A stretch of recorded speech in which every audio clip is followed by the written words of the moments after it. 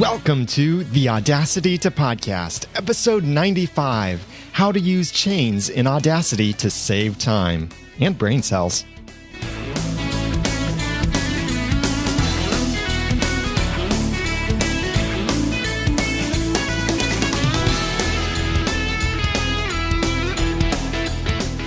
Thank you for joining me for the Audacity to Podcast. I'm Daniel J. Lewis, and this is a how-to podcast about podcasting and using Audacity.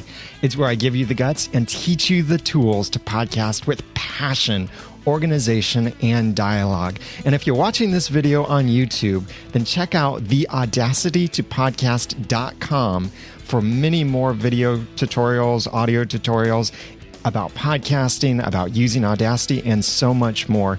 Blog posts and resources. It's all there at theaudacitytopodcast.com. And if you're listening to the audio edition of this, then go to theaudacitytopodcast.com/95 for not just the show notes, but I'll embed the YouTube video of this episode there in the show notes at theaudacitytopodcast.com/95. Let me paint a picture for you of a situation that you might face yourself. When you're editing a podcast or editing anything inside of Audacity, you find yourself doing the same things over and over and over again. You know how I love the Chris's Dynamic Compressor plugin that I now host over at theaudacitytopodcast.com/Chris. It's a great compression program for Audacity that evens out your audio, makes the quiet places louder, makes the louder places quieter. It evens it out a bit for you. Well, as great as that plugin is, it doesn't remember your settings if you quit Audacity. In fact, if you switch Audacity projects, it doesn't remember your settings. So I have a particular set of settings that I use when I run Chris's Dynamic Compressor on my audio projects. And I would have to remember those every single time I run the effect on a different podcast episode. I use the same settings, but I'd have to either memorize the numbers or have them handy as a reference, or use chains in Audacity. With Audacity version 2.0.1, which, by the way, latest version came out recently as 2.0.2, I do recommend you upgrade. There's not a lot that's different, but make sure that you're running the latest version of Audacity. That's the latest version at this point, which is September 2012. So chains have been in Audacity for a while, but I would say they haven't been really useful for a while. There's been this clean speech chain, which they're actually starting to remove from Audacity and won't include that in future versions at some point. But chains are now a whole lot more useful because with version 2.0.1, they made it so that Nyquist plugins or Nyquist effects could be added to chains. This is really big because before, the only chains that you could make would be from the Audacity program. When you look at the effect menu, then the first few effects that you would see just before the little dividing line, only those effects could you use in a chain. This would be stuff like fade in, fade out, invert, leveler, normalize, phaser, repair, some of these other things, change pitch, bass boost. Those are the built-in audio effects that Audacity has. And those were the only ones that you could use in a chain previously. But since version 2.0.1, you can now use chains that have Nyquist plugins. These are the plugin files that end with .ny, not .vst. VST plugins don't work yet with this, but .ny plugins do. Chris's Dynamic Compressor is a .ny plugin. But chains are, because of this, they're also now a lot easier to use. You don't have to remember information. So chains are really time savers and brain cell savers because you won't have to remember this stuff. And if you do the exact same steps several times in a row, then a chain can replace all of those steps with a single step and save you that much time that you just run it on your track or your selection of audio. It does everything for you right there, and then you come back and it's done your 15 or 2 or however many steps that you put in the chain. So I'm going to show you and tell you how to set up and how to use chains inside of Audacity. And again, if you want the full show notes for this episode, go to the audacitytopodcast.com/95. I'll have the video embedded there. You can listen to the audio. You can get the show notes for this and any other links and information that I mention. But one last thing before I jump into this, and I'll talk more about this at the end of this podcast, is remember 100 podcasting tips coming up for the 100th episode. Send your tips in. Either call 903-231-2221 or email written or audio feedback to feedback@theaudacitytopodcast.com. I'll talk more about that at the end of the episode. So let's look at Audacity. In Audacity, I've grabbed just a sample audio track from something, and this will just use as if this is any kind of audio project. This is really easy to set up in Audacity. Well, just to rehearse or remember together what it was like to do things previously. Let's say we wanted to do, we'll say we're going to go through and do a normalize first, and then we go through and do Chris's dynamic compressor and enter some numbers in here and apply those. And then we go back through and we're going to do another normalizer, and then we come back through and we'll do a bass boost. So all of these things, now not necessarily what I recommend this order of things, because this particular track that I selected just gave me a lot of clipping when I did the bass boost. So then I'm going to throw in another normalize just for fun. Now, I don't necessarily recommend all of these steps, but every step I just now took, normally you would have to go to the effect menu, select the effect, enter your information, apply it, go to the effect menu, enter your information, apply it, go to the effect menu, enter your information, apply it, blah, blah, blah, blah, blah. All of these steps over and over and over again. But instead, what we're going to do is create a chain inside of Audacity. Chains are basically scripts that tell Audacity, do this, then do this, then do this, then do this. So to set up a chain, go to the File menu, and this applies in Windows, OS X, or Linux. Go to the File menu and click Edit Chains. This loads up a very big window that will tell you what chains you currently have on the left side. It just lists your different chains that you have. And then on the right side, it lists the different steps inside of that chain. So let's add a chain. And for now, I'm just going to call this a test chain. So when we add this test chain, you see one step on the right side of this, and that is simply end. So whatever you do will insert above this last step, and then the chain will end.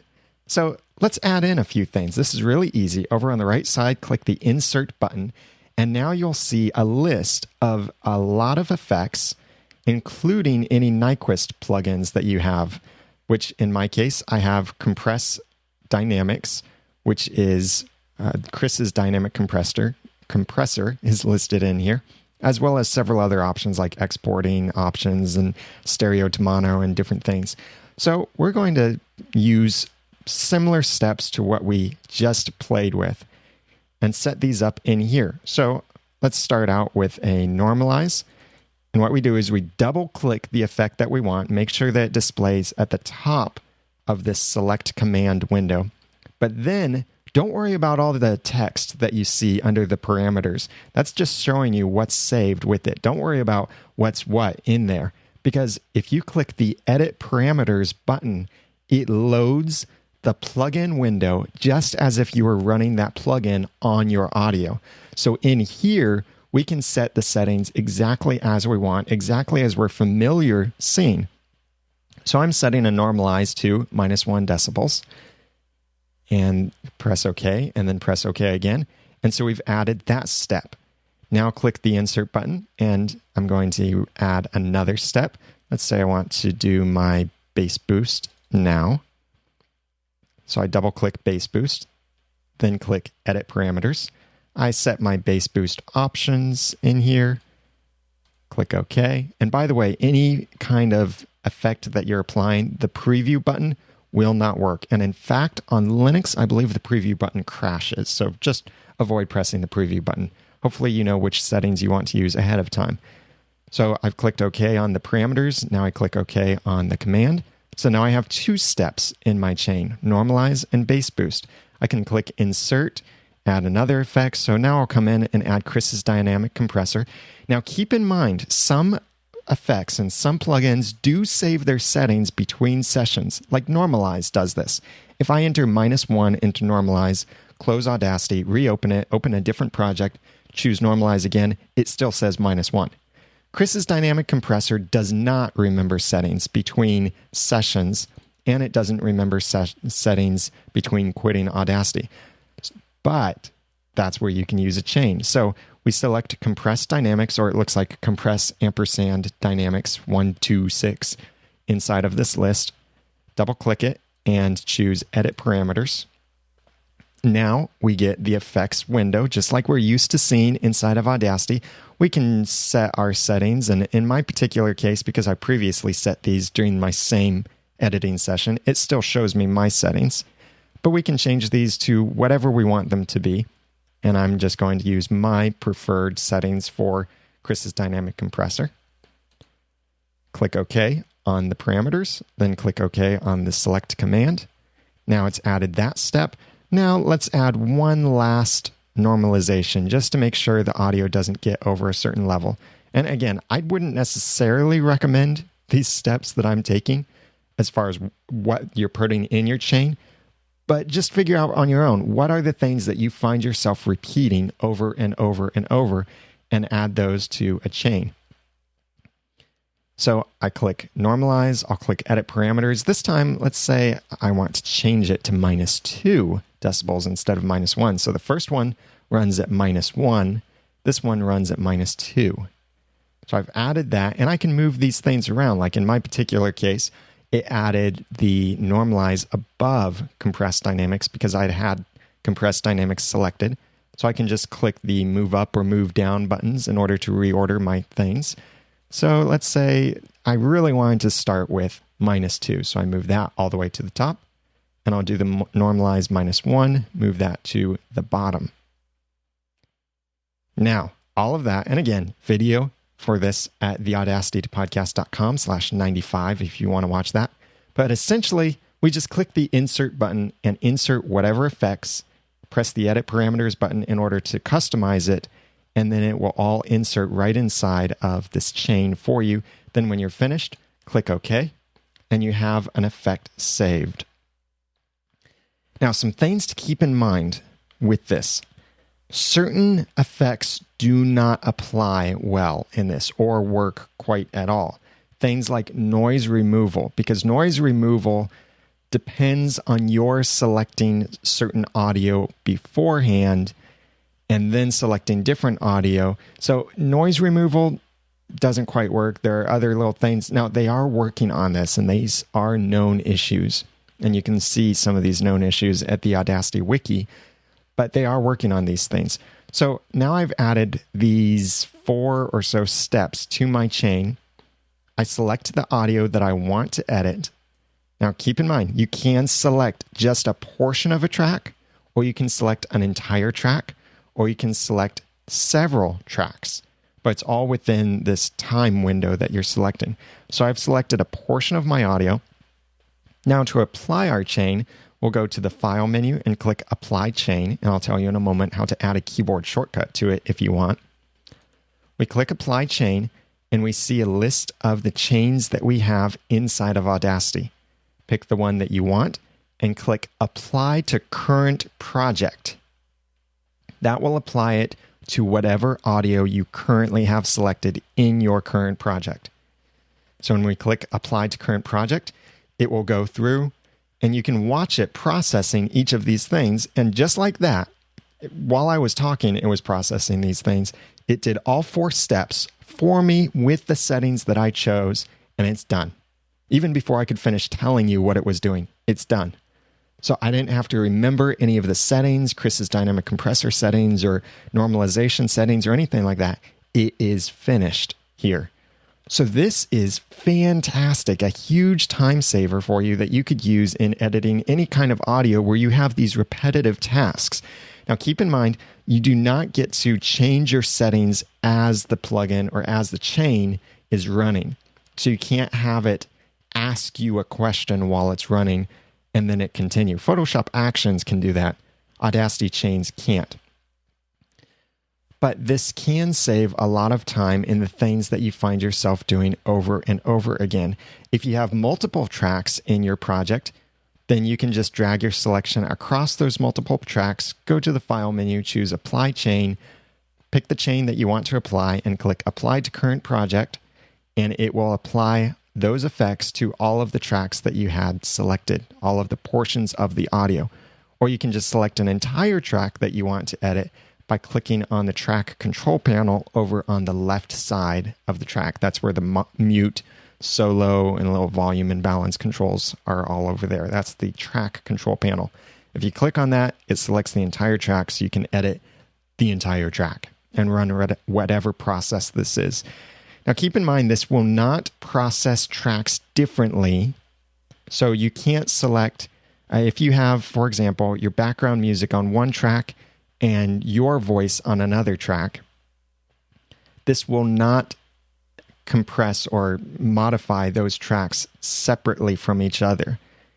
That is, if you want to compress your voice but not compress the music, it's going to compress all of them. So whatever filters or effects that you've put inside of the chain will apply to any audio you have selected.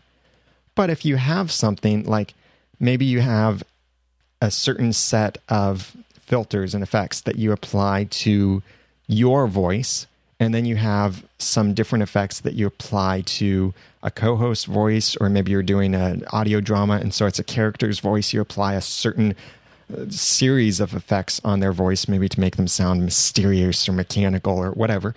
And then maybe you have some other effect that you always use on your music or your sound effects or anything like that. You could then create 3 different chains, name them logically, that will make sense to you. And for each chain, or for each track that you want to modify, or each selection of audio, select it and run the chain that you want to on just that selection of audio. Now, right now, the way that Audacity is set up by default is when you select your track, you have to go to the Edit menu, click Apply Chain, and choose the chain you want to apply, then click the Apply to Current Projects button. I like keyboard shortcuts, so I'll tell you how to make a keyboard shortcut. Go to your Audacity preferences. In Windows, this would be clicking on the Edit menu, and you choose Preferences. On OS X, this is going to the Audacity menu and choosing Preferences. And Linux people, you'll have to interpolate for yourselves. You probably know where this is. In the Audacity preferences, go to the keyboard section on the left. It's down near the bottom of this whole list of things, right between effects and mouse. Click on keyboard, and this will list for you every single command in Audacity that can have a keyboard shortcut assigned to it. So scroll down when you have the category is set to all. Scroll down just a little bit, maybe about one screen down, and you'll see Export Selection, Export Multiples, Export MIDI, Apply Chain, Edit Chains. So you can click on the command that you want a keyboard shortcut assigned to, click in the space that probably appears underneath it, and you can set your keyboard shortcut. In my case, I chose on OS X, I chose Command Option R. The reason I chose that is because Command R in Audacity is to rerun an effect. So in my mind, I'm thinking, well, I'm using chains to run effects, so I want the keyboard shortcut to be very similar to that. So I made it Command Option R instead of something else. So you could just set this to whatever you want, something that's memorable for you. So then this can save you time because you can make your audio selection, not move your mouse at all. I'm just going to take my couple fingers, which this particular keyboard shortcut requires that you have 3 fingers or at least a fat thumb, and another finger. I'm going to take my fingers, put them on the keyboard, not move my mouse at all, and press Command-Option-R when I have my audio selected. And it opens up the Apply Chains. I can see which chain I want to pick. Click on that, and my mouse is probably already pretty close to this. Then click Apply to Current Projects, and it applies that chain to the audio that I have selected. And I could be done right there, ready to export this final audio or ready to move on to whatever other manual step that I have. This is a huge time saver. If you do the same kind of audio processing all the time to your audio, instead of running those multiple steps on your audio, set up a chain and then run that chain on your audio track that needs to be modified. This is how I now always apply Chris's dynamic compressor because, like I said, Chris's dynamic compressor does not save the settings between Audacity sessions between if you quit Audacity and restart it. Chris's dynamic compressor doesn't save that. I have to remember that. Well, not anymore because since version 2.0.1, Audacity now remembers Nyquist plugins, and I can use those inside of a chain so that now I can use the chain to remember my settings instead of trying to remember the settings myself. So this will be a really big time saver for you. And I would love to know, what kind of chains do you make? How is this saving you time and brain cells? And what steps do you take in your audio? Please comment on the show notes over at theaudacitytopodcast.com or call 903-231-2221, or you can email feedback@theaudacitytopodcast.com, written or audio feedback over there. I'd love to hear from you what chains that you apply and how this saves you time in your audio editing. And I'm really certain that this will help a lot because it's so much more convenient to do this instead of all of the separate steps, especially if you do the same steps over and over again. So that's the chains inside of Audacity version 2.0.1 and later. I hope they do change this so that it works with VST plugins someday in the future, because there are some awesome VST plugins out there, free as well, that would really benefit from being able to save different settings. But this works great for anything that you apply or need to remember that can work inside of a chain. Check it out in the show notes, the video, audio, and any notes that I made over at theaudacitytopodcast.com/95.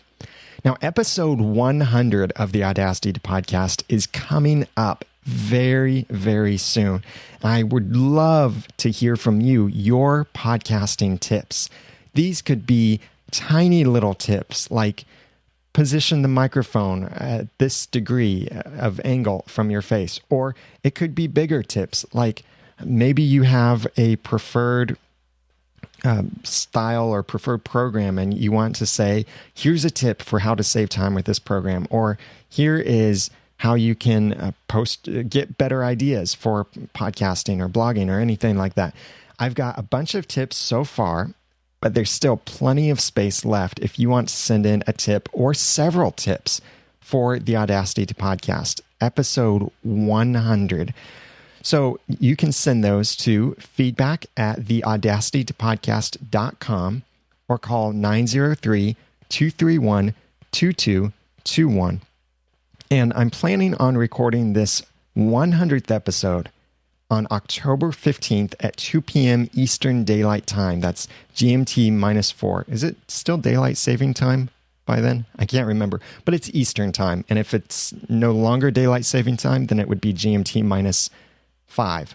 So check that out. And I do the show live every Monday at 2 p.m. Eastern Daylight Time or Eastern Standard Time, whichever one is current, over at noodle.mx/live. Now, keep your tips so that they could stand alone, especially if you're recording audio. If you send in audio, don't just say, I have 3 tips for the Audacity to Podcast. First tip is this, second tip is this, third tip is to this. Don't do that, because if if we get some kind of crossover between different tips where one person sends in the same tip as you do, but they've only sent in one tip and you've sent in 3, then I'm going to cut the one tip from you and then let them be able to be included in this. So make each of your tips stand alone on their own. So make it so I could use just one of them, I could use 2 of them, and it wouldn't sound weird. Make it really simple, very, very concise. No longer than 25 seconds. I would prefer no longer than really 20 seconds. But say your name really quickly, and you could say, for example, I might say, "Hi, this is Daniel J. Lewis from the Audacity to Podcast." Or, well, that could work too if you can say it fast enough. I might say, "Hi, this is Daniel J. Lewis for the Audacity to Podcast, and my tip is get an iPod AV cable to connect your cell phone to a mixer. It works really well and it's really cheap." And that could be it. Or I could say, "Hi, this is Daniel J. Lewis, and I think that podcasters really need to have an email address listed on their site somewhere." It could be that simple. It could be opinionated. It could be based on experience, but keep it concise, shorter than 20 seconds, if at all possible. So send those in. You can send in as many as you want. We're going to have 100 podcasting tips for the 100th episode on October 15th, 2012, over at noodle.mx/live. I've got a bunch of tips so far, and they are some fantastic tips. Don't worry about how vague or how off the wall your tip is. It could be something promotional related to podcasting, like a tip about tweeting. You could say, tweet at such and such times during the day if you want your podcast promotional tweets to be seen. Or you could mention something else, whatever it is. It could be, don't eat peanut butter before you podcast. Anything. I want your podcasting tips, and this is going to be an episode that I'd really like it to be all your content, not my own, but your content. I know you have podcasting tips out there. I know you have experience with podcasting that you could share with the rest of us. So think of tips. Think of something short, simple, and memorable, and it will be in these 100 podcasting tips for the 100th episode. Again, send those as either recorded or written to feedback@theaudacitytopodcast.com or call 903-231-2221 or go to theaudacitytopodcast.com and click on the Send a Voice Message tab over on the right side and record a message right from your computer. And again, you can send these, if they're standalone, it can be one audio file, it can be separate audio files, but just make sure that they work if I were to grab only one of them by themselves. And this will be an awesome episode. I hope you join me for it on October 15th at 2 p.m. Eastern Time over at noodle.mx/live. And the same feedback information applies if you'd like to give feedback for any other podcast episodes or ask questions for future episodes, things that you'd like me to cover. Feedback@theaudacitytopodcast.com or call 903-231-2221. You can also follow me on twitter.com/theramennoodle. Check out the show notes for this episode at theaudacitytopodcast.com/95 and watch this video if you're listening to just the audio format right now. If you haven't left a written review for your favorite podcast, then go do that. I'd love it if you'd leave a written review for me in iTunes. Go to theaudacitytopodcast.com/iTunes. But think of the podcasts you listen to, especially your favorite podcasts that you listen to. Have you left a rating and review for them in iTunes? If not, go do that. Show your appreciation for the content that they're producing and go leave a written review, not just a star rating, but write a review about what you like about their podcast for them in iTunes. And if you want to do that for the Audacity to Podcast, it's theaudacitytopodcast.com/iTunes. I hope to hear from you soon with your Audacity or podcasting tips, and find many more podcasting tips and information in my newsletter, and look at hiring me to design podcast cover art for you or help you start your podcasting or design your website or anything like that. Normal feedback information, or go to theaudacitytopodcast.com. Now that I've given you some of the guts and taught you some of the tools, it's time for you to go podcast with passion, organization, and dialogue. I'm Daniel J. Lewis. Thank you so much for listening.